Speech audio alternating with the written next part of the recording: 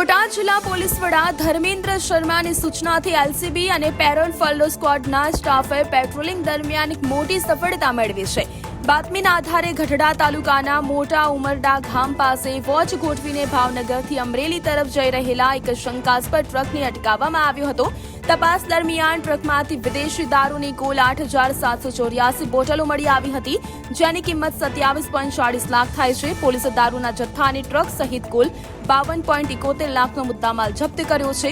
આ મામલે અમરેલીના 2 શખ્સો રાકેશ ભીમજીભાઈ મોરી અને કિશન સુરેશભાઈ દવેની ધરપકડ કરવામાં આવી છે।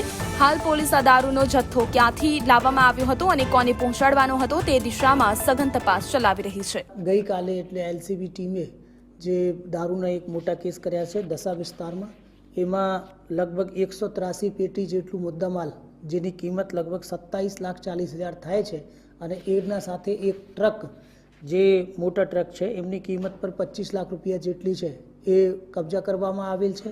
એમને સાથે જે દારૂની હેરફેર કરતા 2 આરોપીઓ જેમાં રાકેશભાઈ ભીમજીભાઈ તેમજ કિશનભાઈ સુરેશભાઈ એ લોકોને પણ પકડવામાં આવે છે। હવે એમાં એ તપાસવામાં આવશે કે બીજા કોણ ગુનેગારો એમાં સામેલ છે।